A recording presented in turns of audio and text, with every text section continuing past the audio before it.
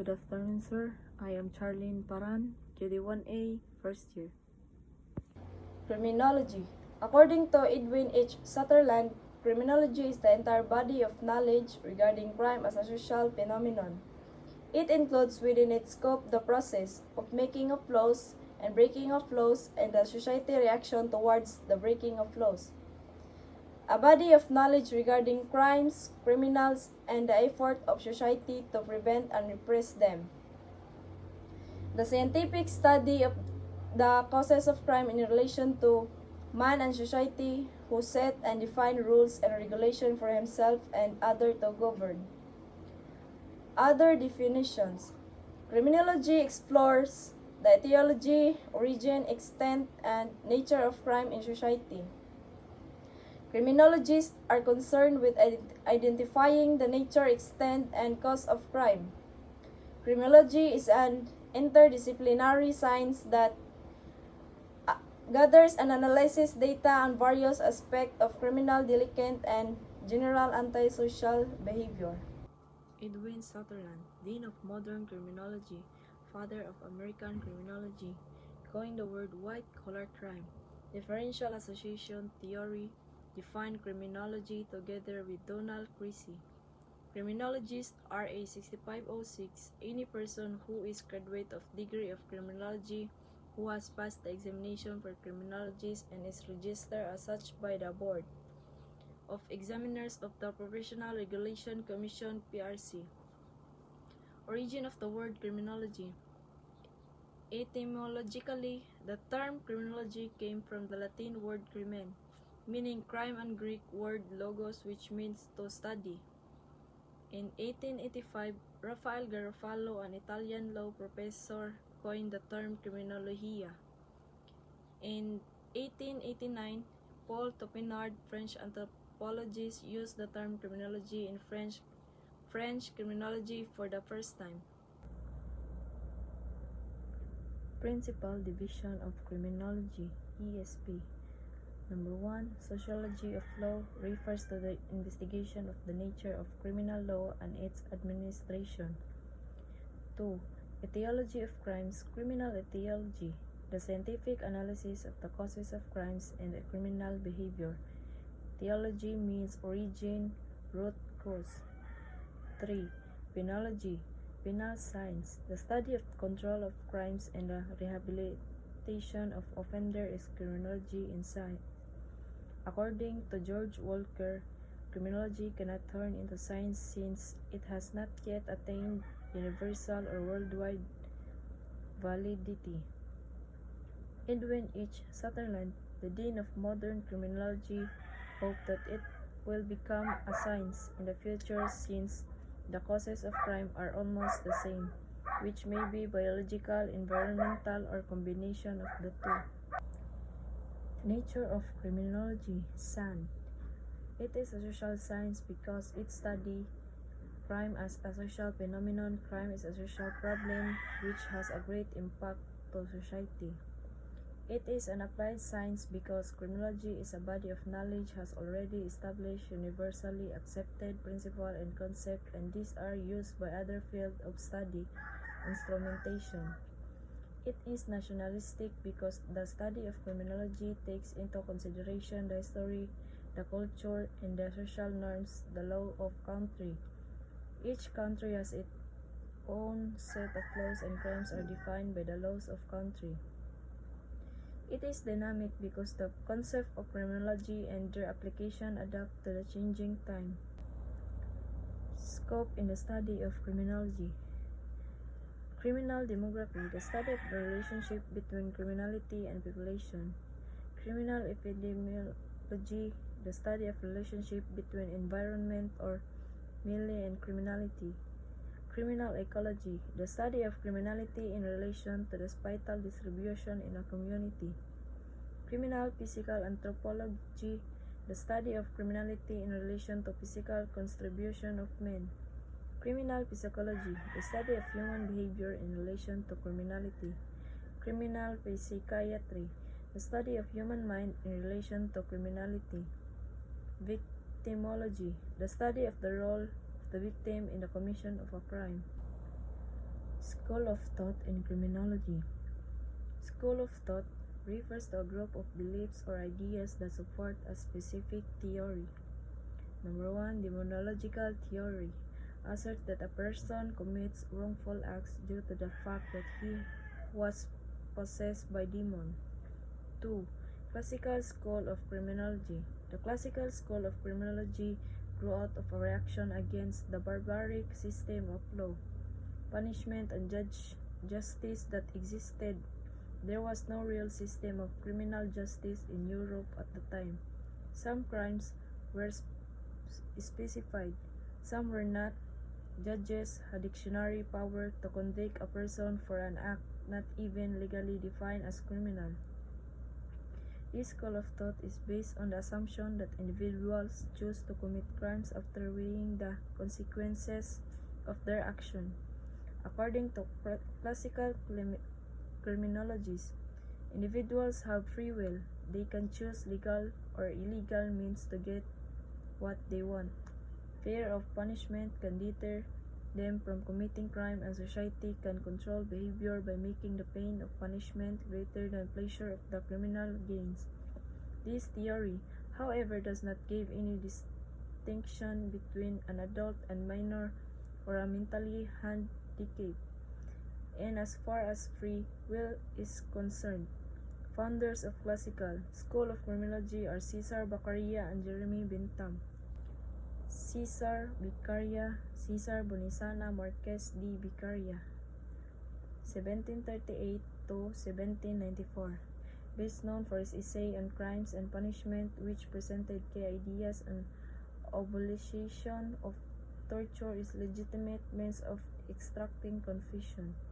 His book contains almost all modern penal reform, but its greatest contribution was the foundation it laid for subsequent changes in criminal legislation. His book was influential in the reforms of penal code in France, Russia, Prussia, and it influenced the first 10 amendments to U.S. Constitution. Beccaria believed that people want to achieve pleasure and avoid pain. Crime provides some pleasure to the criminal.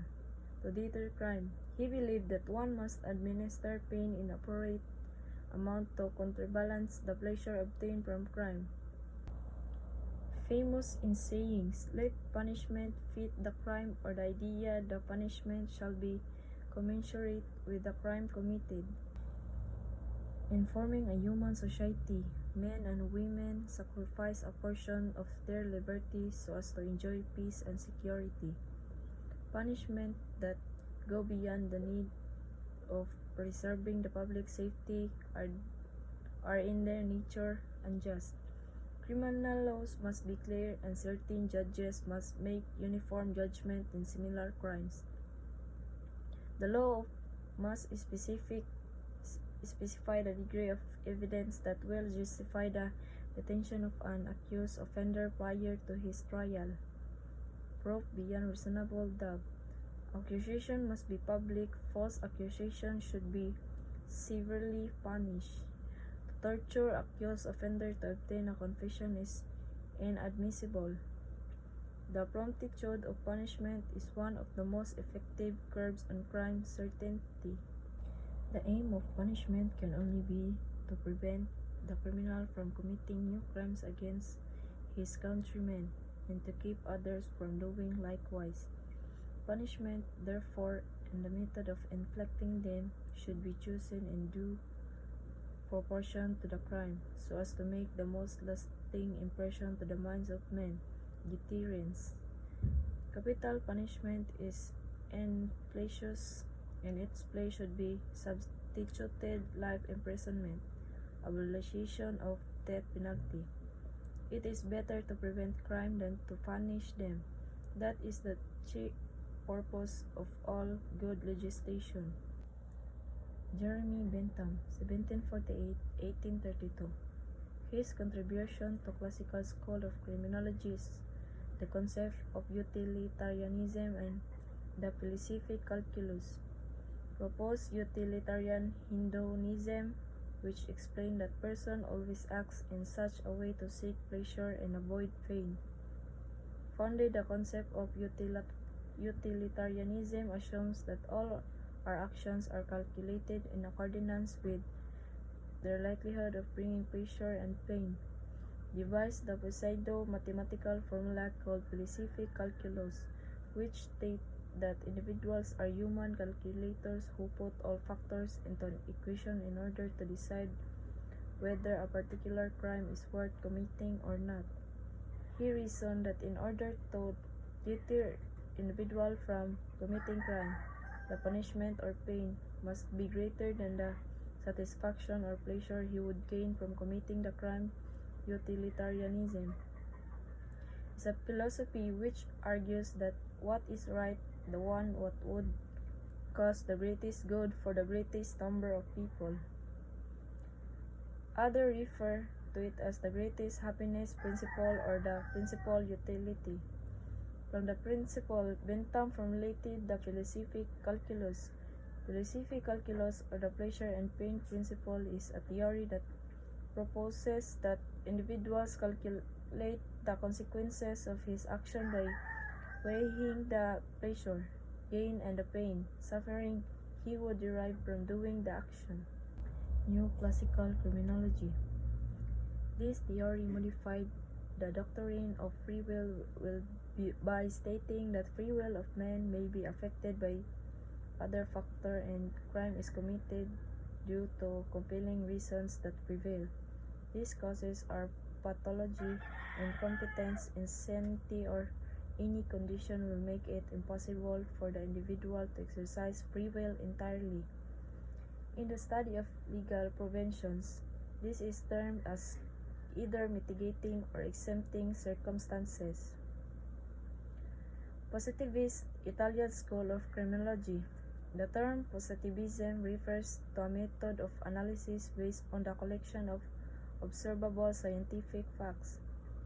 Positivist believes that causes of behavior can be measured and observed. It demands for fact scientific proof, thus changing the study of crimes and criminals into a scientific approach. Positive theories were the first to claim the importance of looking at individual difference among criminals. These theories, who concentrated on the individual structure of a person, stated that people are passive and control whose behaviors are imposed upon them by biological and environmental factors. Auguste Comte was a French philosopher and sociologist and is believed to be the one who reinvented the French term sociology. He was recognized the father of sociology and positivism. Cesar Lombroso, recognized as the father of modern and empirical criminology due to his application of modern scientific method to trace criminal behavior. However, most of his ideas are now discredited. Known for the concept of atavistic stigmata, the physical feature of creature at an earlier stage of development, inspired by Charles Darwin's theory of evolution. He claimed that criminals are distinguishable from non-criminal due to the presence of atavistic stigma, that crimes committed by those who are born with certain recognizable hereditary traits. According to his theory, criminals are usually possession of huge jaws and keen teeth that arm. Span of criminals is often greater than their height, just like that of apes who use their forearms to push themselves along the ground. Other physical stigmata include deviation in head size and shape, asymmetry of the face, excessive dimension of jaw and cheekbones, eye defects and peculiarities, ears of unusual size, nose twisted, upturned, or flattened in tips, or aquiline or beak-like in murderers, fresh lips, swollen and protruding the pouches in the cheek like those animal tooth, Lombroso's work supported the idea that the criminal was a biologically and physically inferior person according to him. There are three classes of criminals. Number 1, born criminals. Individual with at least 5 astigmata phylae.